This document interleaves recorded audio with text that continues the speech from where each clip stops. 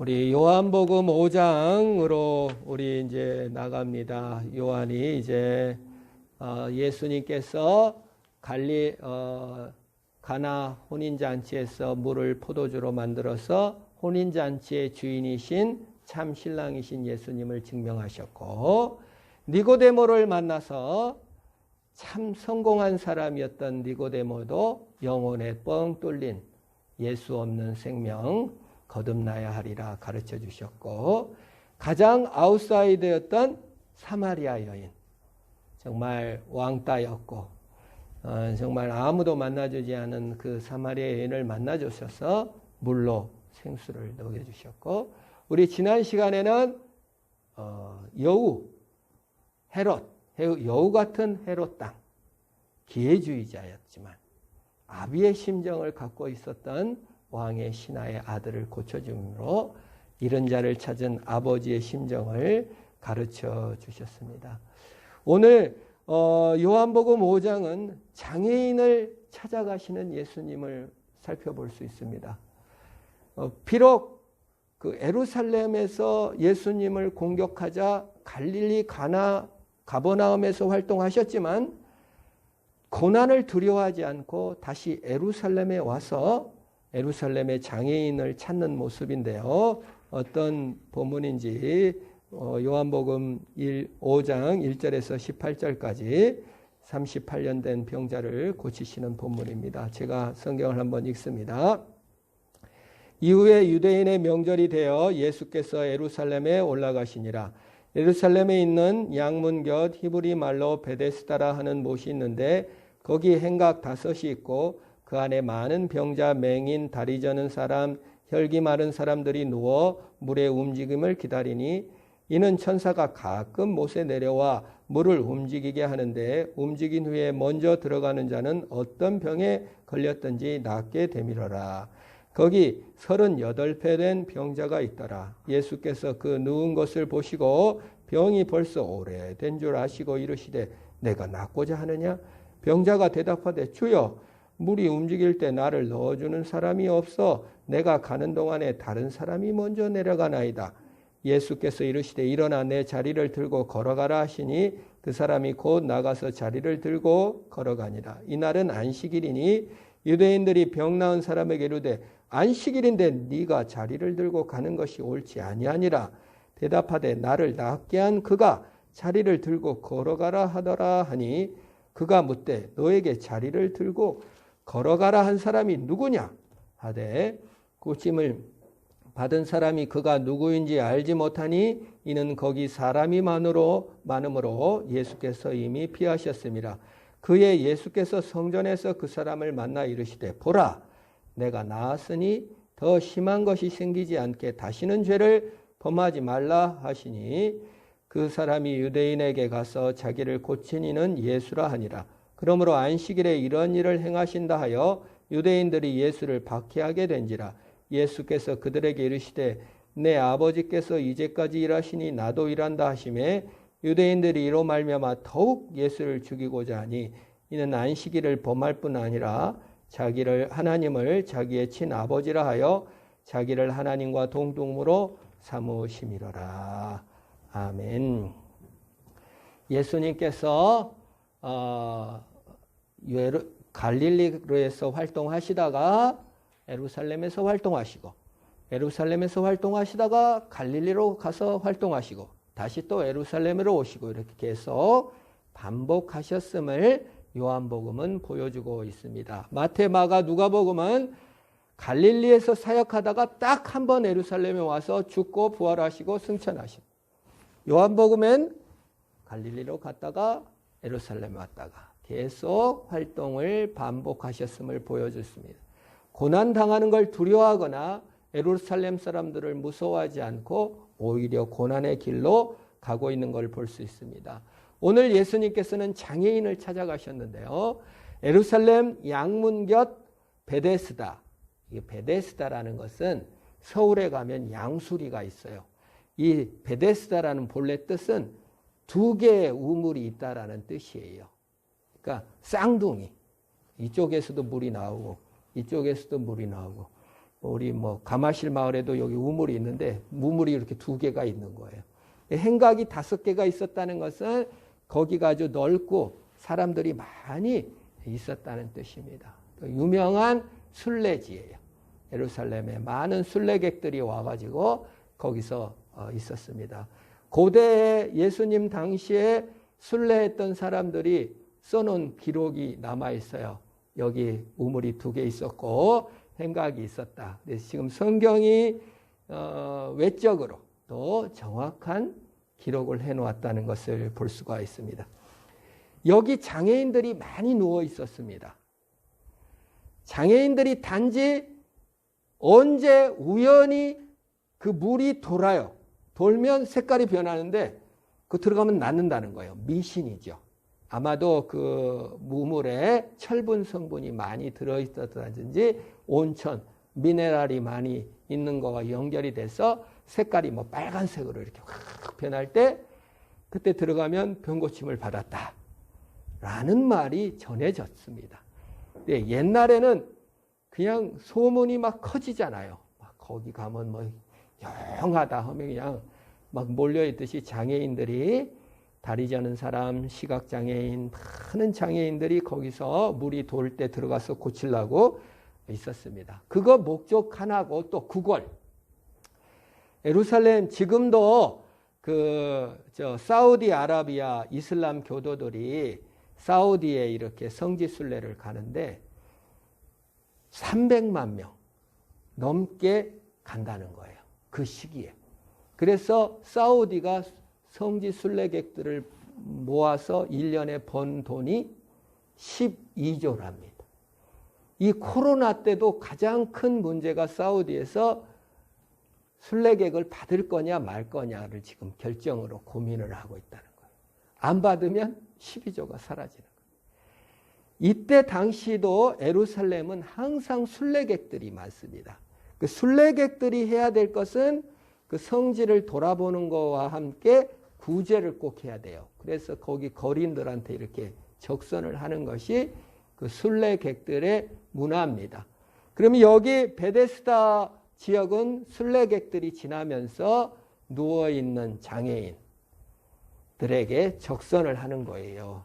직업이자 고침받는 어떤 병원이라고 볼 수가 있습니다. 그래서 여기는 정말 가면 수도 없는 장애인들이 누워있고 순례객들이 지나면서 적선도 하고 그런 곳이 이 베데스다라고 할 수 있습니다. 2 우물이 있는 그것이죠. 여기에 예수님께서 가셨는데 5절에 보면 거기 38년 된 병자가 있었다라고 얘기하고 있습니다. 나이가 38살 이상 되신 분들도 여기 계시겠지만 38이 못 되신 분도 있을 수도 있습니다. 38년간 중풍병으로 걷지도 못하고 주도적인 어떤 삶도 살아볼 수 없었던 후천적 장애인이에요. 이 사람. 우리도 언제든지 후천적 장애인이 될 수 있는 가능성이 있잖아요. 교통사고로 다리를 잃었으면 장애인이 될 수밖에 없는 것입니다. 살다가 갑자기 눈을 멀 수도 있는 것이죠. 그러니까 이 사람은 선천적 장애인이 아니라 후천적 장애인으로 38년, 40년 가까이 살았어요. 동양은 특별히 장애인을요, 지금은 인식 개선이 많이 되었지만 장애인을 부끄럽게 생각하고 집 밖으로 안 내놓습니다. 제 가까운 친척 형님도 몇십 년 전에 장애를 후천적으로 앓게 됐는데 공부도 잘하고 아주 잘생기고 똑똑했는데 그 상당히 부잣집이었어도 바깥으로 안 내보냈어요. 휠체어를 사줄 생각을 못했습니다. 그런 좀 안타까운 걸. 인식 자체가 가문을 영화롭게 해야 된다는 생각 때문에 장애가 있는 것을 부끄럽게 하는 그런 문화가 존재하고 있었다 그 말입니다. 그래서 이 38년 동안 장애를 앓은 이 사람이 주도적으로 무엇도 할 수 없게 됩니다. 육체의 장애를 앓게 되면 마음의 장애까지 앓게 됩니다. 세상에서 참 자신이 불행하게 되고 어쩌다가 이런 일이 일어났나. 3번째, 재치도 없어져요. 뭐 이렇게 고쳐주세요. 뭐 이렇게 아부한다든지 이런 게 없어져요. 자기 중심적으로 변하기 때문에. 열렬한 믿음도 없습니다. 여러분. 장애가 있으면요. 믿음이 없어집니다. 문제의식을 느끼고 해결할 만한 어떤 힘이 생겨나지 않은 것을 볼 수가 있습니다. 그렇게 38년이 지나서 지금 거기 누워서 구걸도 하고 그냥 누가 실어다 주면 하고 계획도 없고 뭣도 없고 물이 동하면 언제 동할지를 알겠으며 언제 고침받을지를 어찌 알겠습니까? 계획도 없어지고 또 하고 싶은 일도 없어지고 그냥 하루하루 꾸역꾸역 살게 되는 것이 인간입니다. 6절에 예수께서 그 누운 것을 보시고 병이 벌써 오랜 줄 아시고 이르시되 내가 낫고자 하느냐. 여러분 예수님은요. 사마리아 여인에게는 물을 좀 줄 수 있니? 라고 물어봤고 이 지붕을 뜯고 내려오는 병자에게는 뭐라고 합니까? 네 죄 사함을 받았느니라고 말해줍니다. 그러나 이 38년 된 뜻도 계획도 없이 하루하루 비참하게 살고 있는 이 사람에게는 예수님께서 네가 낫고자 하느냐라고 단도직입적으로 고쳐주시겠다고 말씀하십니다. 예수님은 망가진 인생을 새롭게 하시는데 관심 많으신 분인 줄 믿으시기를 바랍니다. 예수님은 내려오신 분이시고 고치시는 분이시고 새롭게 하시고 변화시켜 주시는 분이십니다. 천국은 뿅 하고 영원만 가는 것이 아닙니다. 예수님이 내려오셨고 성령이 내려오셨고 나중에 재림 때에 성경에 보면 천국이 내려와요. 그래서 우리를 새롭게 하는 것을 주신다고 약속하신 것입니다. 예수님이 부활하셨습니다. 예수님은 병을 고쳐주셨습니다. 왜 병을 고쳐주십니까? 기독교인은 가는 곳에 병원을 세우고 학교를 세웁니다. 그리고 사회 정의를 외칩니다. 왜 그렇습니까? 뿅 하고 천국만 가면 되지. 왜 병을 고치고 왜 교육을 해서 사람들을 새롭게 하려고 한다는 말입니까? 그것은 기독교의 복음은 하늘에서 내려와 이 땅을 새롭게 하는 복음이기 때문에 그런 것입니다. 우리는 천국에 영혼만 삘삘삘삘 올라가는 것이 아니에요. 죽어서 가는 무슨 낭만적인 영혼들이 모여가지고 수염난 할아버지 손에서 이러고 있는 게 천국이 아니에요. 천국은 내려오는 것이고 변화되고 새로워지는 것입니다. 그래서 예수님은 병을 그렇게 많이 고쳤습니다. 다른 종교 뭐 부처님이나 뭐 이런 종교도 있습니다만은 부처님께 사람들이 찾아와가지고 아유 아들이 죽었어요. 좀 살려주세요. 그때 부처님께서는 고쳐주시지는 않고 야 죽지 않은 사람이 어딨냐. 네 욕망을 버려야 된다. 그 욕망을 없애라. 라고 가르쳐. 까르마, 업이야. 받아들이고 살아. 라고 가르쳤지 고치시지를 않으셨어요. 폄하하는 것이 아닙니다. 교리가 그렇다는 거예요. 기독교의 교리는 내려오는 것이고 새롭게 되는 것이고 변화되는 거예요. 예수님은 네가 낫고자 하느냐? 라고 물으셨습니다. 우리에게 물으실 것입니다. 네가 낫고자 하느냐? 네가 새롭게 되고자 하느냐? 변화받고자 하느냐? 이렇게 우리에게 직접 물으시고 성령으로 내려오시고 나중에 재림으로 내려오셔서 우리를 변화시키고 새롭게 하실 것입니다. 그러므로 우리가 이 땅에서 공부하는 의미가 있는 것이고 이 땅에서 내 인격을 갈고 닦는 의미가 있는 것이고 이 땅에서 열심히 노력하는 의미가 있는 거예요. 하늘에서 내려올 것이기 때문에 우리를 새롭게 날마다 변화시켜 가는 것입니다. 소식이기 때문에 새롭게 하시기 때문에 그렇습니다. 그런데 이 사람은 뭐라고 말합니까? 아주 재밌습니다. 그래서 보면 7절이죠. 병자가 대답하되 주여 물이 움직일 때 나를 못에 넣어줄 사람이 없어 내가 가는 동안에 다른 사람이 먼저 내려가나이다. 이게 장애인이 장애를 앓다 보면은 마음까지 장애인이 돼버립니다. 마음까지 장애인이 되었다는 증거가 무엇입니까? 오직 자기밖에 없어요. 그 증거가 뭐예요? 낫고 싶습니다라고 대답하면 되는데 관계성을 맺을지를 몰라요. 타인과 관계를 어떻게 맺어야 될지를 몰라요. 자기 생각에 너무 충만해요. 네, 낫고 싶어요. 혹시 그럴 능력이 있으면 좀 고쳐주세요. 라고 말할 수도 있었을 텐데 그런 말은 아예 안 해요. 자기가 못 낳는 이유를 설명합니다. 나를 못해 넣어줄 사람이 없습니다. 물이 돌 때 예수님의 초자연적 능력, 예수님이 나를 새롭게 하고 예수님이 나를 변화시키고 예수님이 나에게 복을 주시고 예수님이 나를 회복시킬 것은 지식이 없는 거예요. 자기가 알고 있는 지식만 붙잡는 거예요. 천사가 물을 돌릴 때 그때만 고침받을 수 있다 생각한 거예요. 예수님은 우리를 새롭게 하고 변화시키고 능력 주실 수 있는 분이신 줄 믿으시길 바랍니다. 오늘 또 살아계셔서 내 죄책감과 내 억울함과 분노와 내 정리되지 않은 마음을 치료하시고 새롭게 하실 능력이 계십니다. 이 병자는, 이 장애인은 오직 자기 지식만 붙잡고 그것도 그 자식 붙잡는 것도 다른 사람이 안 넣어줘서 다른 사람 탓을 하는 거예요. 그리고 다른 사람이 먼저 내려갔다는 거예요. 다른 사람이 먼저 내려갔다. 이게 뭔 말입니까? 누가 돈 버는 걸 보면 우리 마음에 내가 저 돈을 벌었어야 되는데 저놈이 벌었네. 비근한 얘기나 뭐 좀 이상한 얘기는 하지만 우리 교단의 어느 교회가 어느 분으로부터 하늘에서 돈이 떨어져서 5억을 지원받았어요. 그래서 진짜예요. 5억을 그냥 현찰로 5억을 받은 거예요. 예배당 치라고. 순천 성문교회라고 우리 교회도 몇 번 왔어요. 하늘에서 갑자기 잘 알지도 못한 사람이 5억을 싸준 거예요. 이걸 노예에 다 소식이 전해지니까 막 박수 쳤죠.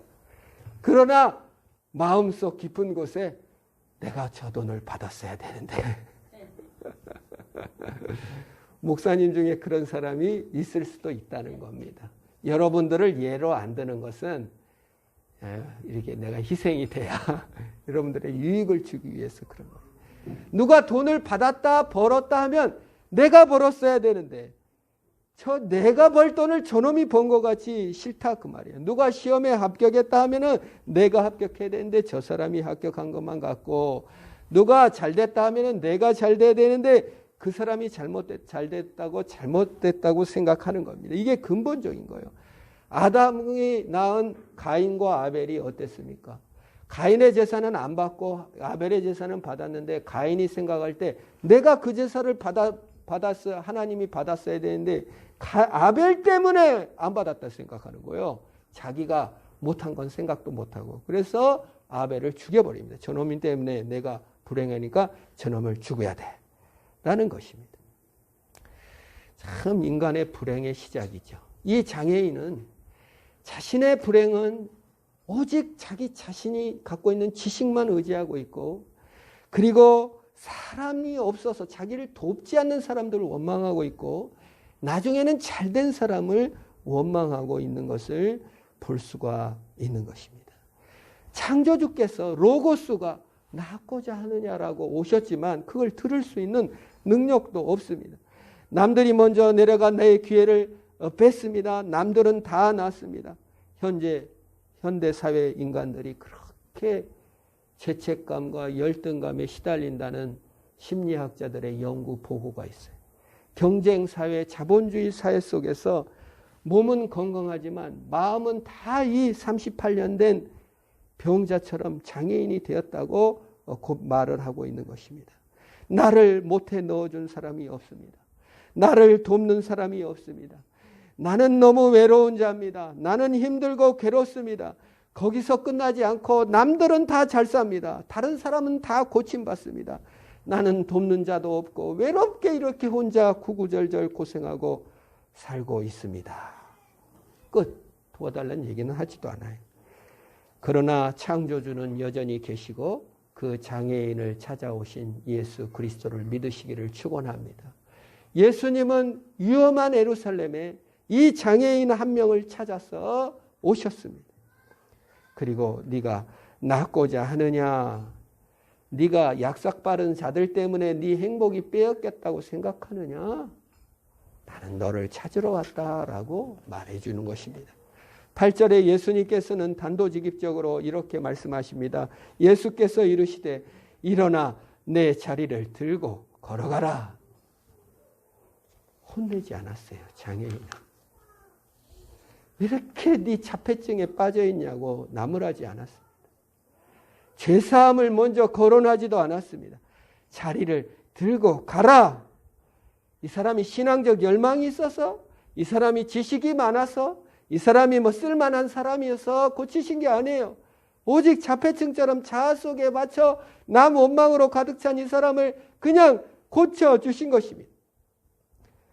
9절에 그러자 이 사람은 곧 나와서 자리를 들고 걸어갔다. 지푸라기 같은 이런 거를 놓고 놓여 있었겠지. 얼마나 이 사람이 마음의 장애가 심한 사람이냐면 고침을 받았음에도 불구하고 이름도 안 물어봤어요. 고맙다는 말도 안 해요. 누가 고쳐달랬어? 네가 고쳐줬잖아. 이런 식이에요. 뭐 천사가 물 돌릴 때 나 고침받으려고 했지 내가 너한테 고쳐달라고 한 적 없다. 피해자일 뿐이고 수동적인 사람들입니다. 계속 마음은 불구입니다. 10절 11절에 유대인들이 병 나은 사람에게 이르되 안식일인데 내가 자리를 들고 가는 것이 옳지 아니하니라. 대답하되 나를 낫게 한 그가 자리를 들고 걸어가라 하더이다. 누군지 유대인들은 39개의 안식일 부칙을 만들었는데 안식일에는 병을 고치면 안 돼요.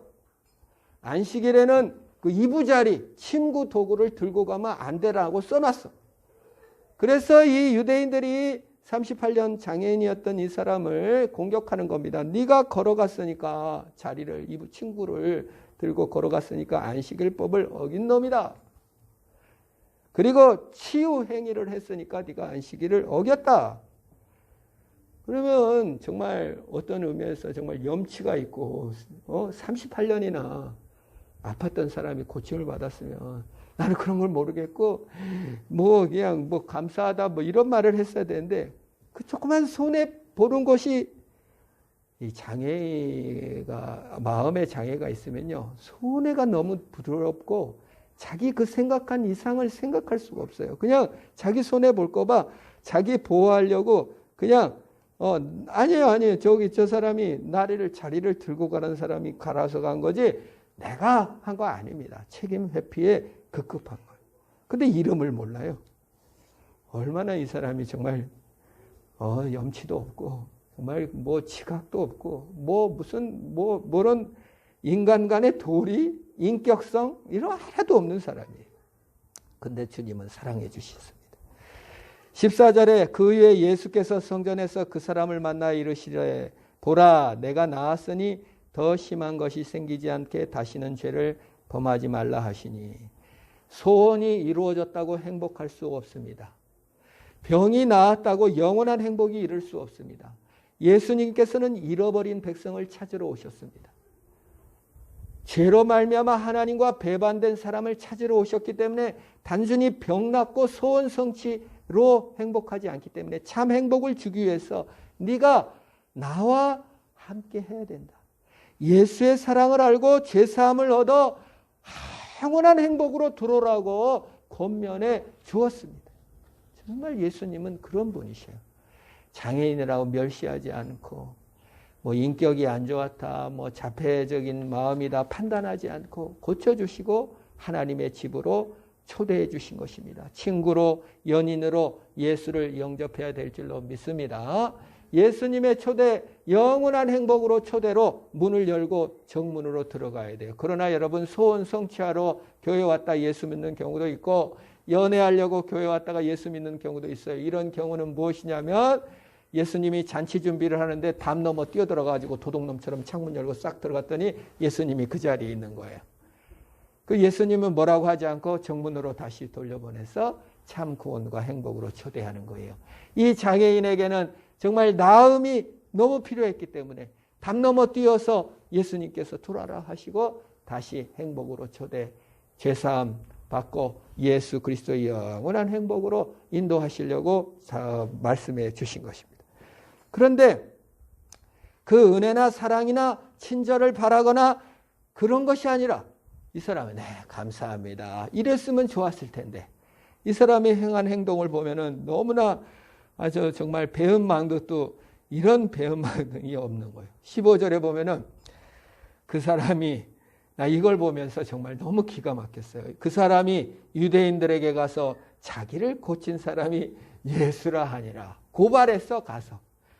아니 지금 유대인들이 정말 어쩜 그렇게 재치도 없고 어쩜 그렇게 어떤 의미에서 몰상식할까라는 생각이 들 정도로 자기 생각에 조그만 피해 날까 두려워서 굳이 안 가서 고발 안 해도 되는데 그래도 고발했습니다.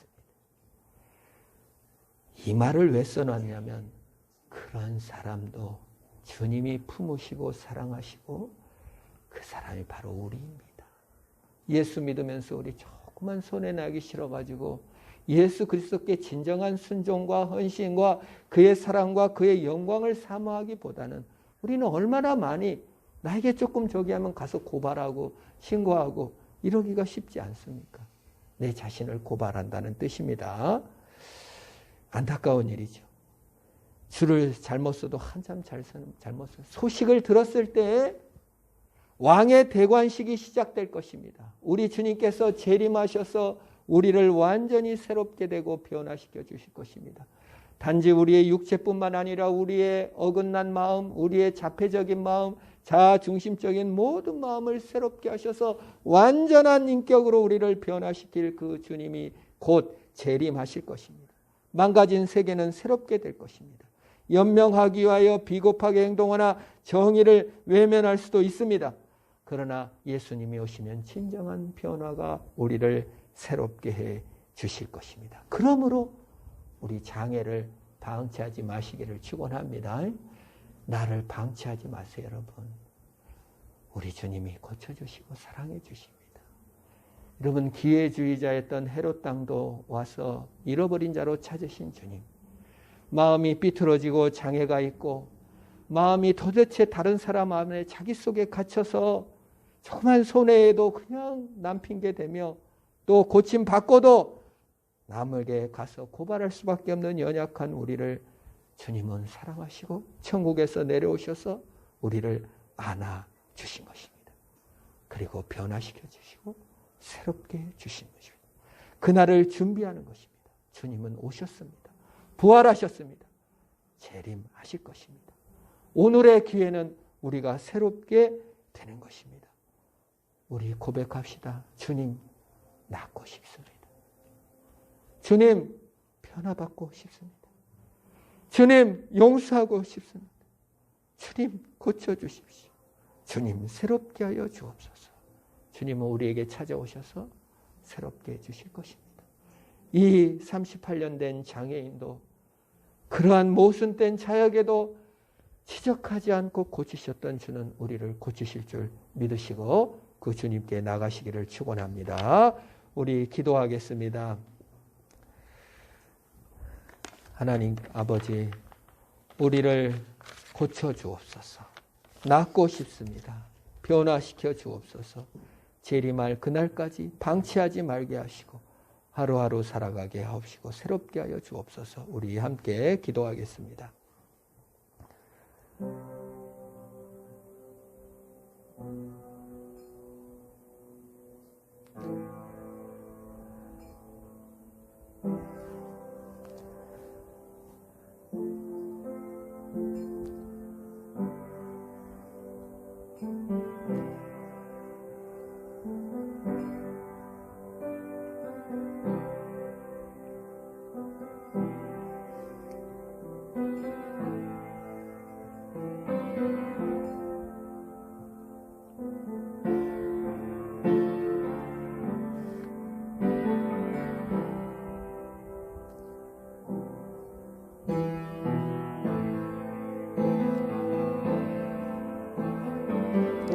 하나님 아버지, 내가 마음에 장애 있는 자폐증 환자처럼 자신 속에 갇혔음을 고백합니다.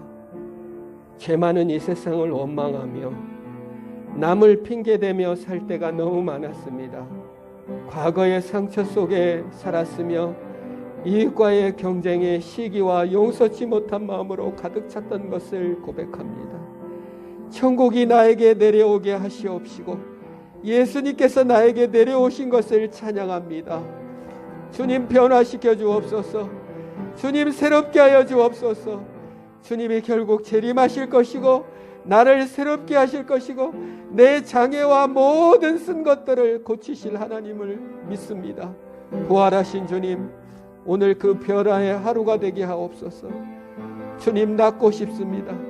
주님 누구 때문이 아닌 주님의 능력으로 고침받고 싶습니다. 주님 내 마음을 새롭게 하여 주옵소서. 나의 삶을 새롭게 하여 주옵소서.